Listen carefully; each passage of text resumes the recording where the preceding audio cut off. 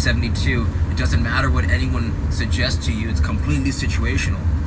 There might be a time where you can pump fake and catch and pick the ball off one of the attackers who thinks that they have a clear path towards advancing since they're in a 2v1 or 3v1 situation. Sometimes you may need to delay everyone, and you also want to, in theory, you recognize of the players who has the ball, what's their weaker foot or what's their stronger foot. I mean, you'll be able to tell immediately which is their stronger foot because that's the foot they're going to lead with.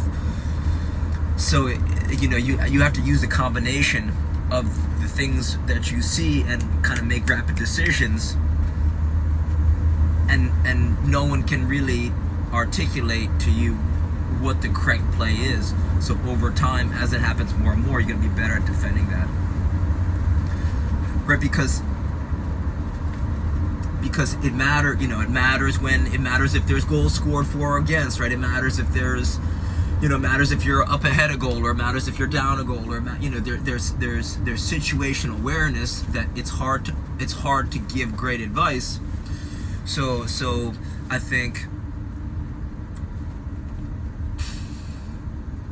how would you even train for that?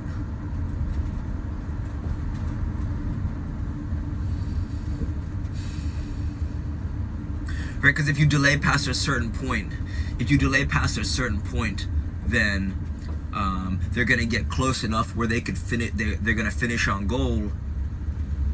So it's a balance, right? You want to delay up until a certain point, and then you want to make the attacker make a decision. Like when you're shooting on goal, when you're finishing on goal, you want to make the keeper make a save, because if you miss the goal, then that's a free save for the keeper. So for the attackers, right? I guess the rule of thumb could be force the ball to the weaker player using your body language.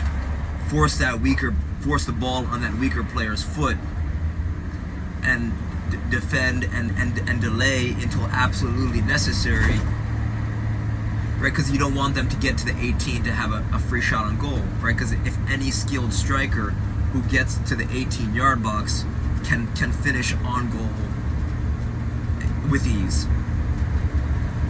So that's why sometimes it might be necessary to spring.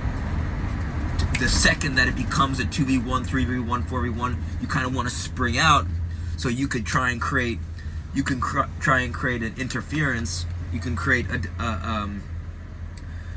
you can use the force of your body to delay, so you create. You kind of skin the defender's way, so you smash them to eliminate one of the 2v1s or 3v1s, and then they might dish the ball off. So you kind of bump or steal the ball, and then if they get the pass off, then you're using the force of their body to kind of shoot you towards getting the ball and stopping that last defender. And then you want to apply slight pressure on the defender that you are now chasing. It's a foot race between the ball and yourself to get towards. So you're going to try and stop them from shooting on goal. And right before they go to shoot, you kind of want to give them like a little poke, right? A little shiver with your finger. You're not causing pain per se, but you kind of want to get them off balance. It could be a slight nudge to their arm. So it's going to force them to counterbalance, it's going to force them to, it's going to distract them from finishing effectively on goal, and it's going to have to make them try and reorient themselves when they're about to shoot. So that's also a good rule to remember. Right before an attacker takes a shot, if you can force the attacker to get a little bit off balance, whether a slight tug of the shirt, or a slight push of the arm, or a slight jab to the inside of the to their lower back or in their rib cage. They say in every single free kick there's a handful of red card offenses that happen in any free kick around the box. And I don't know if that's true, but I mean, I've been in college where when I stand right on the goalkeeper, I've been elbowed in the back of the head. You know, you have your someone try and kick you in your knee you in your thigh, try to give you a dead leg. You got people that are gonna try and step on your toes. So you gotta be a fierce, right?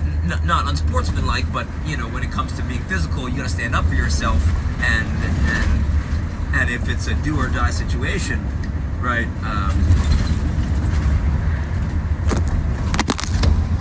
I mean, if you watch hockey in the sixth game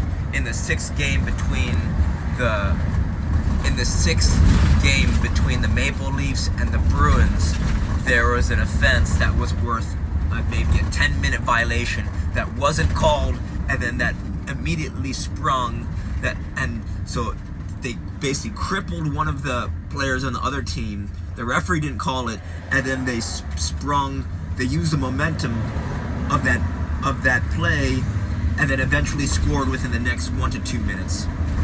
So, right, the point isn't to be unsportsmanlike. The point is that you got to take advantage of the momentum of the game. And they say you have 11 players. There's 11 weak players versus 11 strong players. The 11 strong players are going to win every time, just based on their physicality, even though they might not be the more technical of the teams. So this is a bit of a rant, but hopefully some of these ideas help. Reach out with any questions. All right, thank you.